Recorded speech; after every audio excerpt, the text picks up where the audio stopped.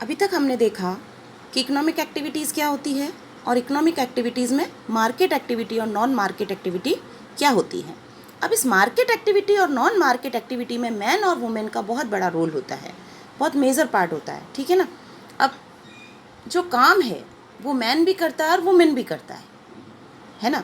जैसे हमने 2 स्टोरीज़ पढ़ी, शाकाल की और विलास की, ठीक है।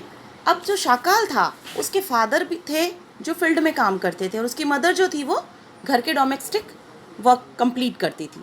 अब जो उसके फादर काम कर रहे हैं, खेतों में बुआई वगैरह कर रहे हैं, फसल उगा रहे हैं, क्रॉप्स वगैरह मेंटेन कर रहे हैं, फील्ड में काम कर रहे हैं, उसके बदले में तो उनको क्या होता था, पे किया जाता था। मगर उनकी जो मदर हैं शीला, जो उनकी मदर थी, शाकाल की मदर जो घर पे काम कर रही थी, शीला, वो घर के सारे काम करती, बच्चों को भी संभालती थी, खाना भी बनाती थी, कपड़े भी धोती थी, सारे काम वो करती थी, लेकिन उसके लिए उनको कोई पे नहीं किया जाता था, है ना। एक्टिविटीज़ तो दोनों कर रही हैं। तो अब इसके अंदर जो बूटा सिंह थे, उनके फादर जो थे, शाकाल के जो फादर थे, वो जो काम कर रहे हैं उनको इकोनॉमिक एक्टिविटी का नाम दिया गया। और उनकी मदर जो घर पर काम कर रही थी, शाकाल की मदर जो घर पर काम कर रही थी, वो इकोनॉमिक एक्टिविटी में इन्वॉल्व नहीं हुई, क्योंकि उससे उसको कोई अर्निंग नहीं हो रही। क्लियर। बूटा सिंह जो काम कर रहे हैं उससे उनको अर्निंग हो रही है, लेकिन शाकाल की मदर जो घर पर काम कर रही है उससे अर्निंग नहीं हो रही है, इसीलिए उसको इकोनॉमिक एक्टिविटी में इन्होंने इन्वॉल्व नहीं किया। अब इधर दूसरी स्टोरी जो थी विलास की, दूसरी स्टोरी जो विलास की थी, उसके अंदर क्या हुआ, विलास की जो मदर थी शीला, वो फिश को सेल आउट करके और अर्निंग कर रही थी। तो वो वुमेन एम्प्लॉयड वुमेन मानी गई, मतलब कामगार औरत के रूप में सामने आई, क्योंकि वो कुछ अर्न कर रही थी, फिशेस को सेल आउट करके कुछ अर्न कर रही थी। तो वो इकोनॉमिक एक्टिविटी में अपना ज़्यादा नहीं लेकिन फिर भी अपना थोड़ा बहुत कंट्रीब्यूशन कर रही थी। तो इस तरह से मैन और वुमेन भी इकोनॉमिक एक्टिविटी में अलग अलग रूप से शामिल होते हैं। अगर हम देखते हैं, नॉर्मली हम इस चीज़ को देखते हैं तो वुमेन और मैन दोनों एक ही एक्टिविटीज़ में इन्वॉल्व हो, ये हम अपनी कंट्री की बात कर रहे हैं, इंडिया की, मैन और वुमेन दोनों एक ही वर्क में इन्वॉल्व हो, तो भी मैन को वेजेस ज़्यादा पे किया जाता है, वुमेन को कम किया जाता है। ऐसा क्यों?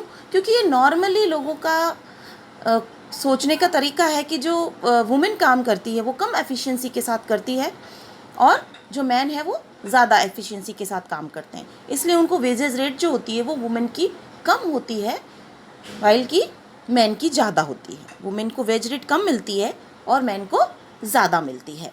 लेकिन अगर हम फील्ड में काम करने का रेशियो देखें तो फील्ड में काम, जो गाँव की तरफ, अब रूरल एरिया में जाते हैं तो जो वुमेन्स होती हैं वो वर्क में ज़्यादा इन्वॉल्व होती हैं, लेकिन उनको वेजेस कम मिलता है लेकिन इन्वॉल्व ज़्यादा होती हैं। और अगर हम अर्बन एरिया की बात करें तो मैन ज़्यादा वर्क पर होता है, वुमेन का रेशियो वर्क पर कम होता है। तो इस तरह से इकोनॉमिक एक्टिविटीज़ और नॉन इकोनॉमिक एक्टिविटीज़ में मैन और वुमेन का हिस्सा हमने देखा, और वेजेस रेट के हिसाब से भी हमने मैन और वुमेन का हिस्सा देखा। क्लियर। तो हम दोनों स्टोरीज से अब क्या समझ पाए हम, कि जो डोमेस्टिक कॉर में लगी हुई औरतें होती हैं उनको किसी भी तरह का कोई वेज हम पेड नहीं करते हैं, जबकि बाहर काम करने वाली औरतों को हम वेज पेड करते हैं। क्लियर।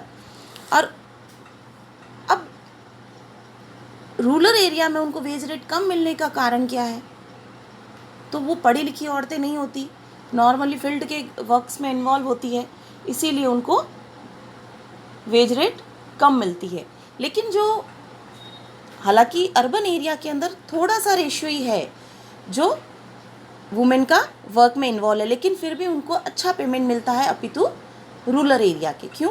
कि यहाँ शहर में जो औरतें रहती है वो ज़्यादा एजुकेटेड होती है, अपनी हेल्थ केयर के प्रति ज़्यादा एक्टिव होती है, तो उनको वेज रेट ज़्यादा मिलती है।